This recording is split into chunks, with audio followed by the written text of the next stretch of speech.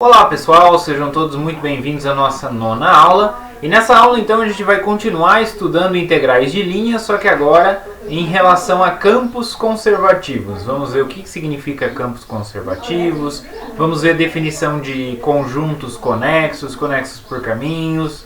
Vamos estudar todas essas partes, essas continuações da integral de linha. Então vamos lá. Então, começando com campos conservativos e integral de linha, a gente começa com a seguinte proposição. Seja ômega contido no Rn, um aberto, e f uma função definida nesse aberto de classe C1 em ômega. Vou considerar um caminho, uma curva em Rn, definida no intervalo fechado AB, dada por gama de t com as componentes gama 1 até gama n, com t entre A e B.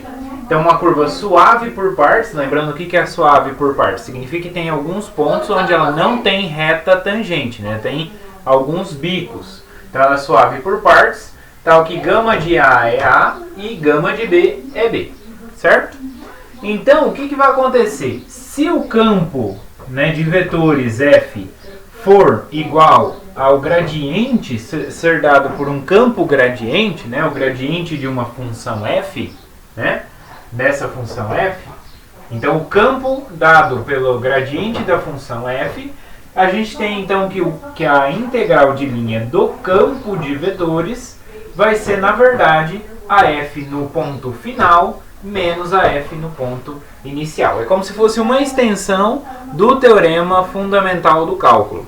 Vamos ver a ideia da demonstração, pessoal. Se a curva gama for suave, então no caso, como nesse desenho, se ela for suave, não ser suave por partes, mas suave completa, então o que vai acontecer? A integral de linha do campo de vetores, o f é o gradiente, então vai ser a integral do gradiente da f. Mas como que a gente aplica a integral de campo de vetores? Vai ser a integral nos extremos da curva gama está variando de A até B, então a integral de A até B do gradiente da f composto com a gama vezes o gama linha, produto interno aqui entre eles, ok? Muito bem. Então, pela regra da cadeia, o que significa derivar composta? Vamos observar isso primeiro. Derivar essa composta significa o quê? Significa derivar, pela regra da cadeia, deriva a f e depois multiplica pela derivada da gama. Então vai ficar, a f depende de n variáveis, ela está definida no Rn. Então vai ser a derivada da f em relação a x1, aplicada em gama de t, vezes a primeira derivada da gama, gama 1'. Por que está fazendo isso?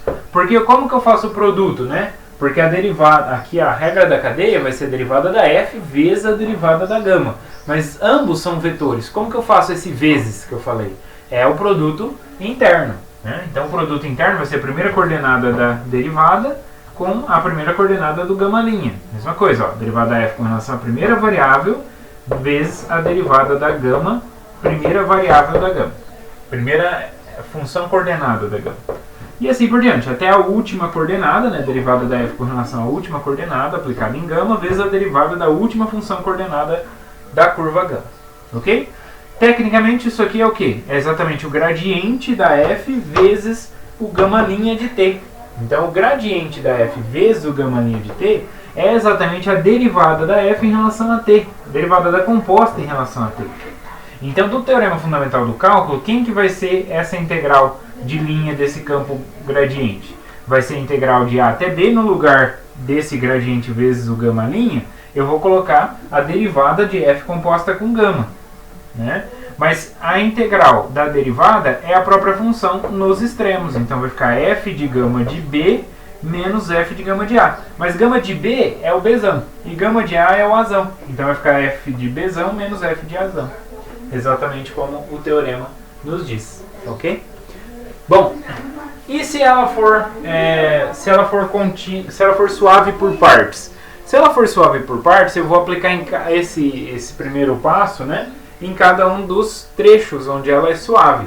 Então, se gama é suave por partes, então ela se escreve como a união finita de pedaços suaves.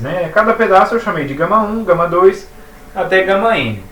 Com γi suave, ligando AI a AI mais 1, onde o A0 vai ser o A e o AM vai ser o B. Então vai ligar o A ao B, mas passando por esses pontos de onde a curva faz bico, né? Onde ela não tem reta tangente, onde ela não é regular.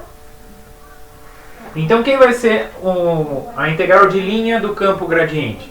Vai ser a soma das integrais do campo gradiente sobre cada pedaço da curva, certo?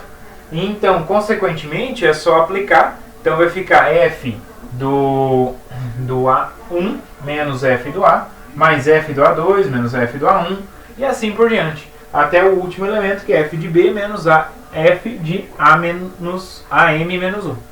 Okay? E aí cada um vai cancelando, ó, f de A1, né, menos f de A1, a f de A2, depois tem o menos f de A2. Vai sobrar só f de B menos f de A, como a gente quer no nosso teorema, tá? Então é como se fosse uma versão do teorema fundamental do cálculo que a gente tem aqui, né? Só que para integrais de linha.